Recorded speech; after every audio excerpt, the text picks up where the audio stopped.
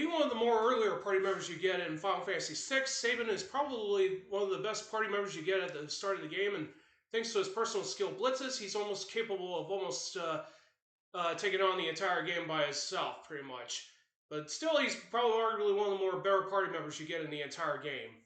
Hi folks, this is RunnerStorm331, back to doing some more Final Fantasy VI character guides, and today we're going to be covering Sabin Rene Figaro, almost the one-man army of the returners, and we're going to be covering all of Sabin, go over an overview of Sabin's initial stats, his strengths and weaknesses, final game equipment, his skills, and other miscellaneous things that need to be addressed.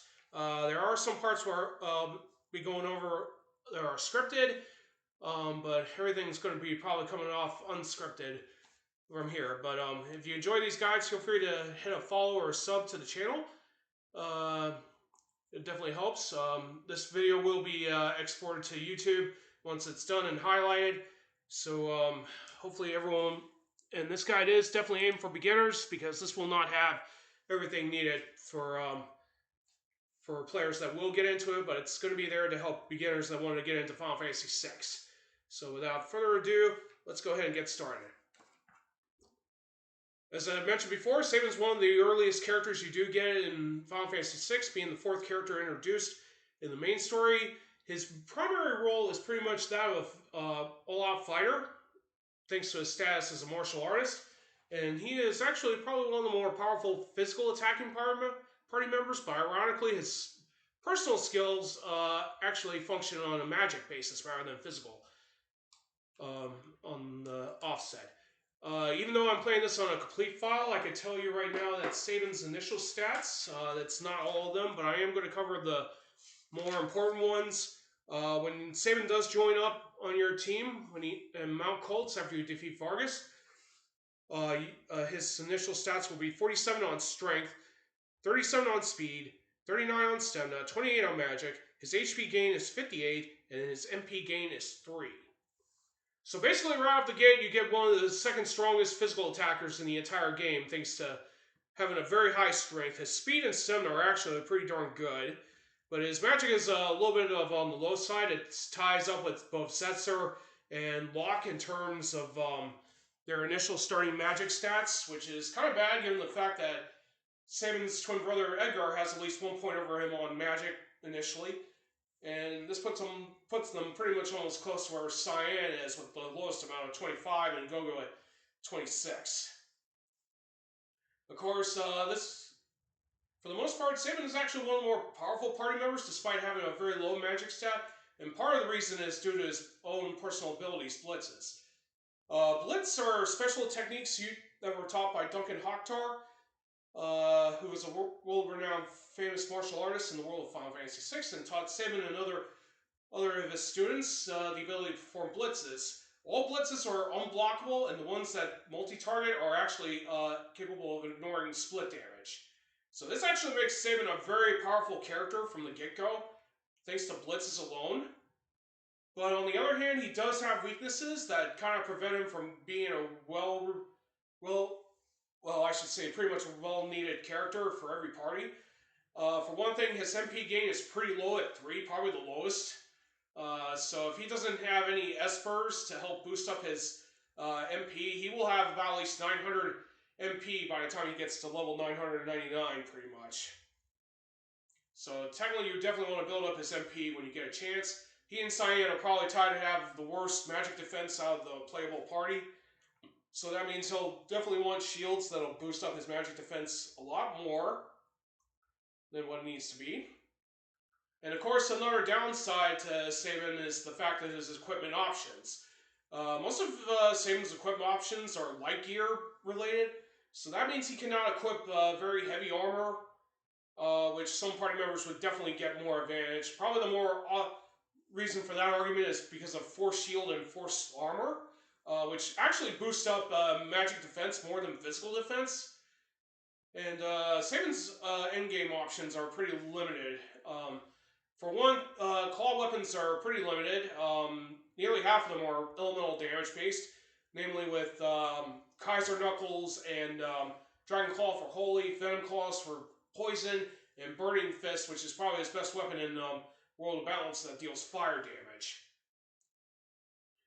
Despite these obvious weaknesses, Sabin's just one of these characters that's actually virtually useful from start to finish. And he is probably going to be in your party pretty much more than not out of it. But technically, a lot of beginner players will enjoy playing Sabin a whole lot thanks to his fighting game commands for his blitzes and high strength and everything. But once players start getting more knowledgeable about the game, or even expert players, most of them will pretty much just not view Sabin with the same view as most people do. Because unfortunately, Sabin does have the noble weaknesses and his lack of equipment that really prevent him from making him a virtual standout. But he's still one of the more stronger party members that you get in the entire game. That includes his twin brother Edgar. And of course, we will be using Sabin pretty early in both World of Balance and Ruin.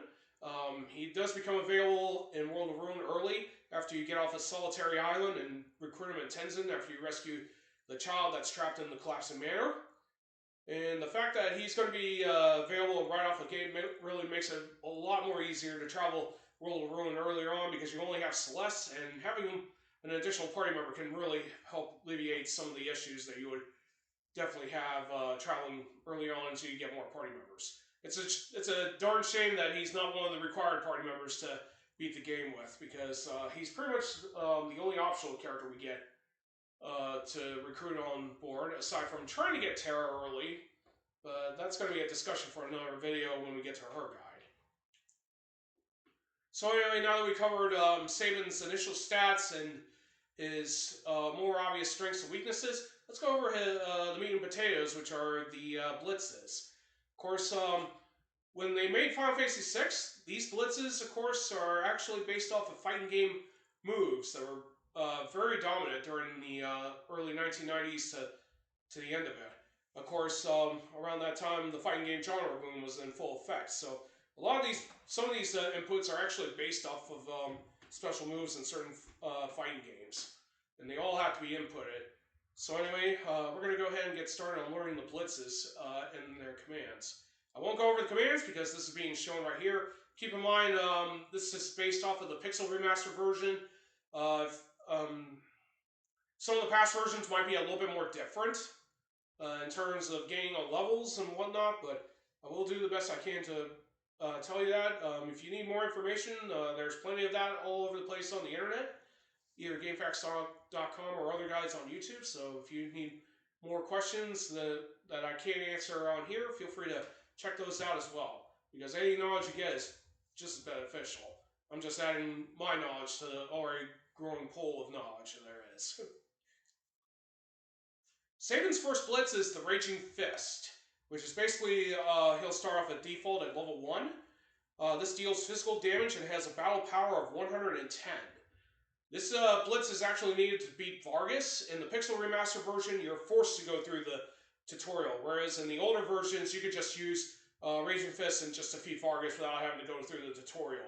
Some of you already know the commands and whatnot. But it is needed to defeat Vargas, and you will need to use that for quite a while until you get some more better blitzes.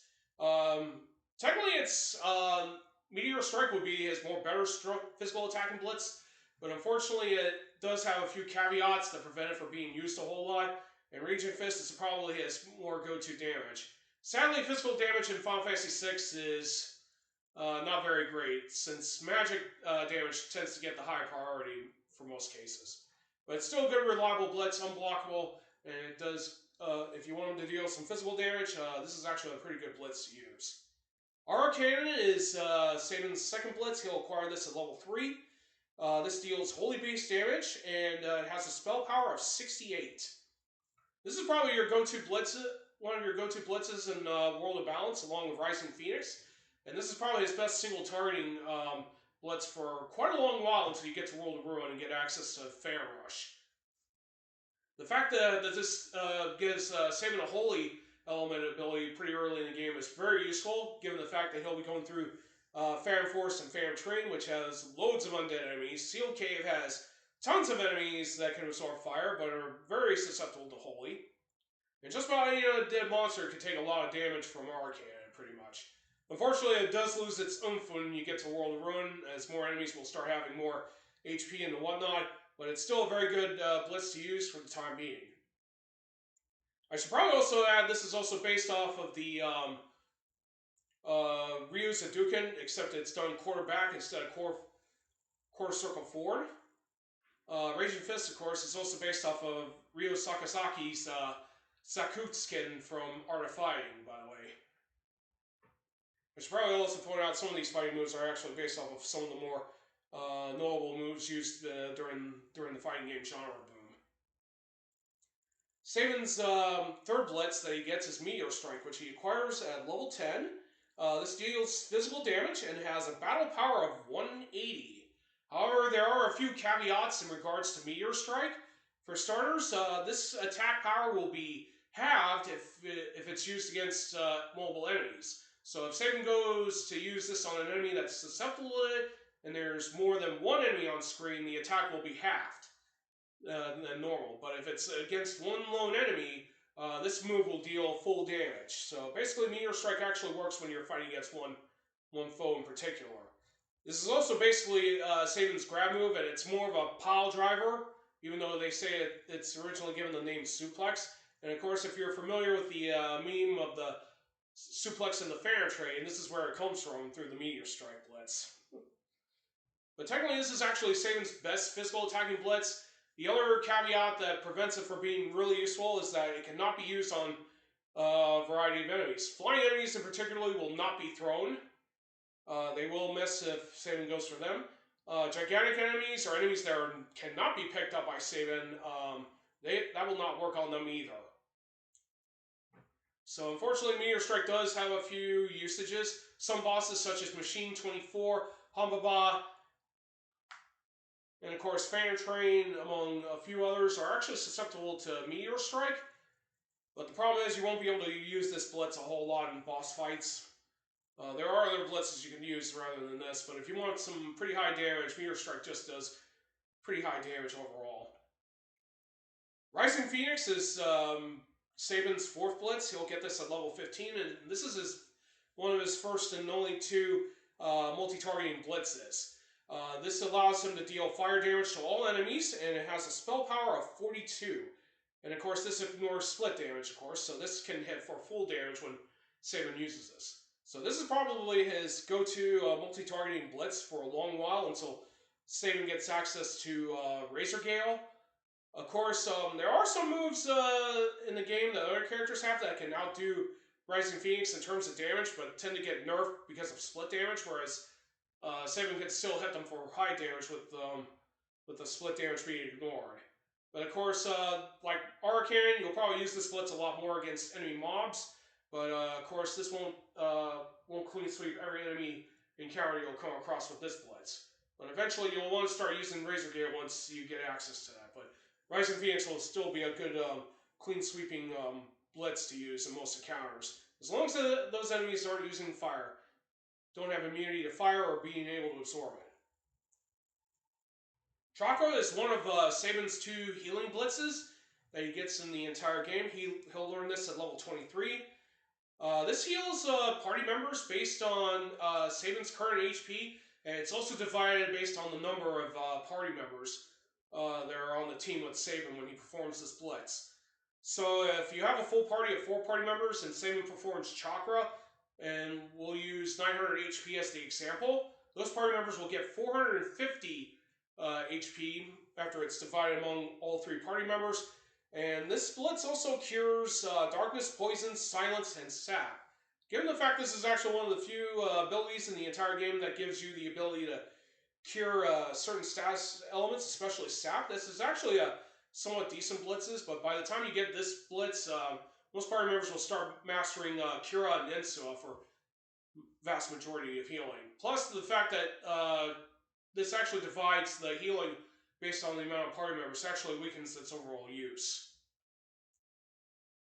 Razor Gale is probably Sabin's best multi-targeting blitz that he gets, and you should probably start using this right after you get Rising Phoenix.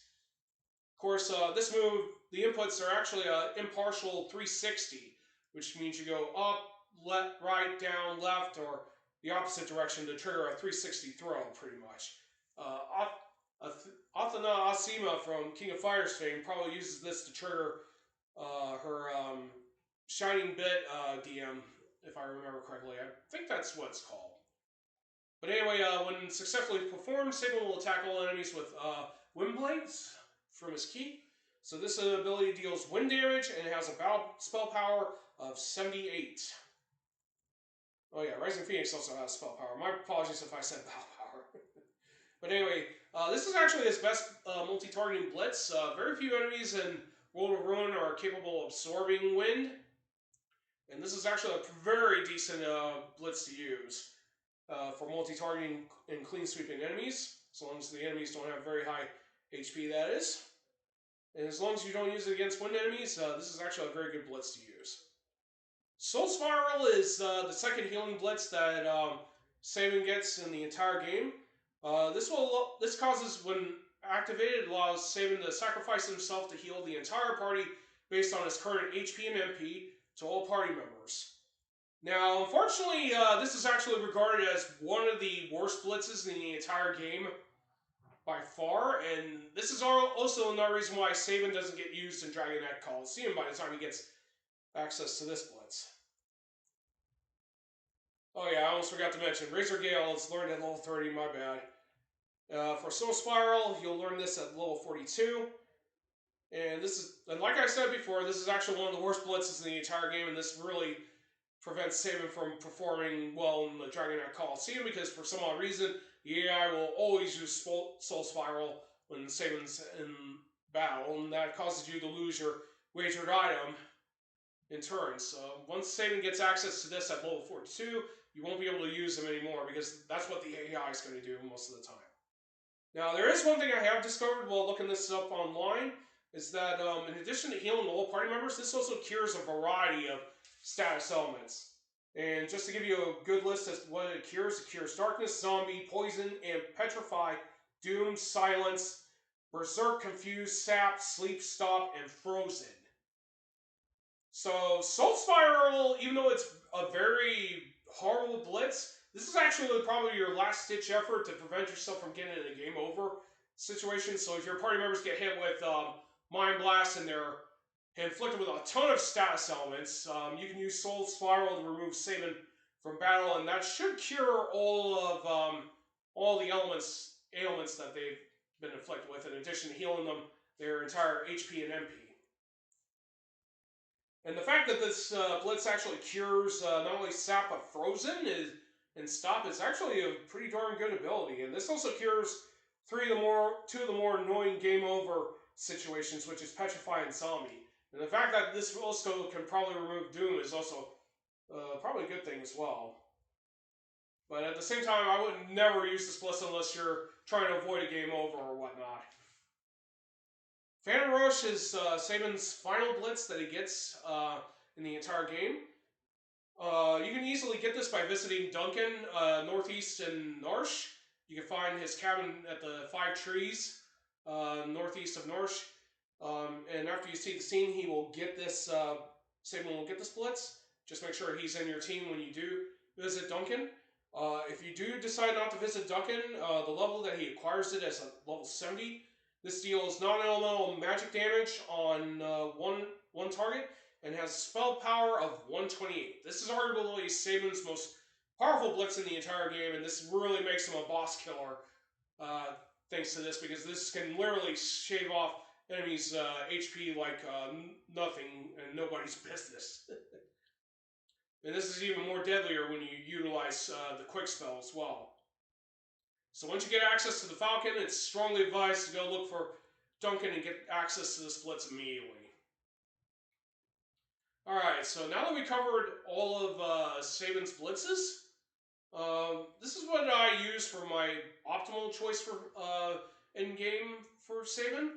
Of course, he doesn't really have a whole lot of good options because of his limited equip options. But if you do want to give him hero merit, there might be some other good options for him if you do decide to go for that. But other than that, this would be the recommended gear I would recommend giving him, as well as any relics that you might have. So, but you don't really need to take my advice. You can equip Sabin whatever you so wish, and that can work for him.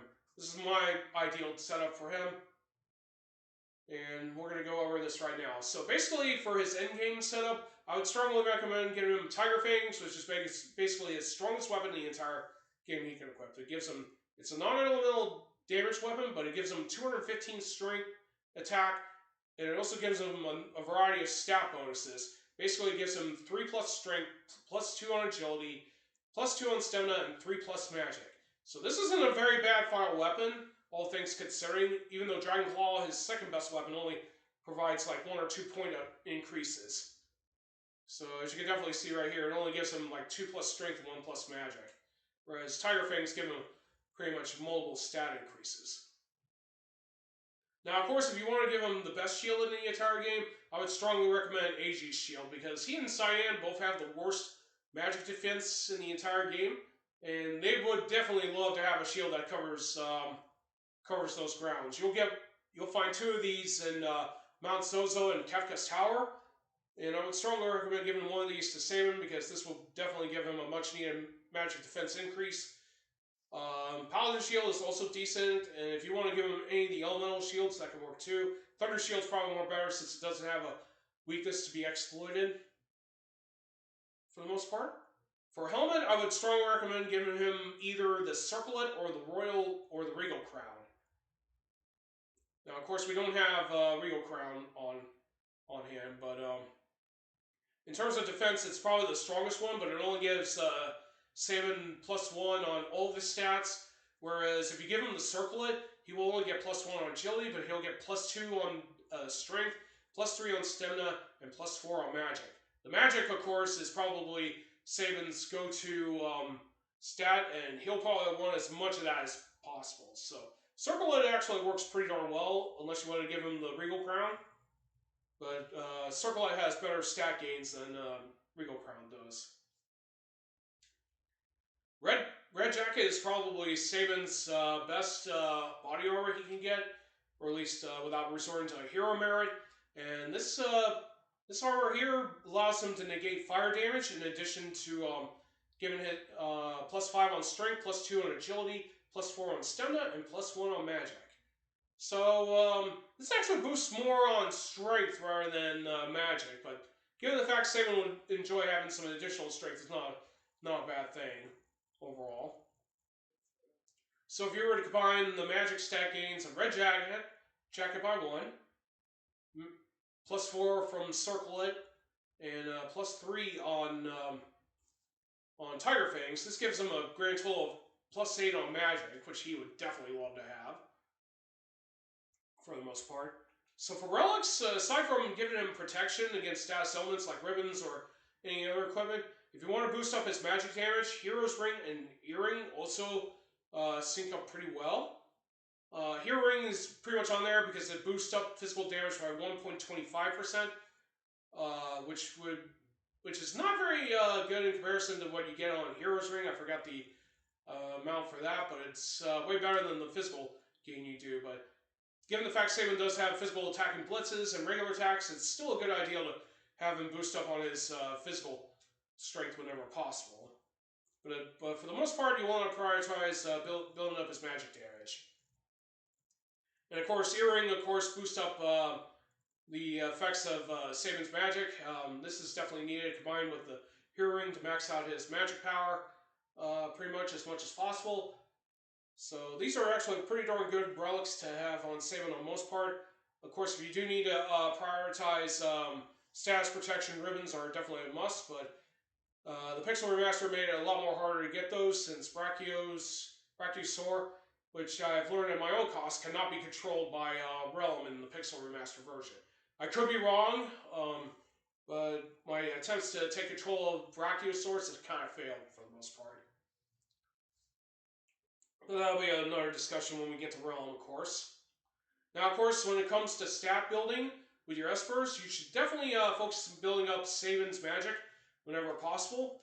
You don't really need to max it out to incredibly high damage, because by the time you get to the end game, if you have been diligent in building up his magic damage, he'll do a pretty high serviceable amount, but you should definitely focus building up that stat as much as possible.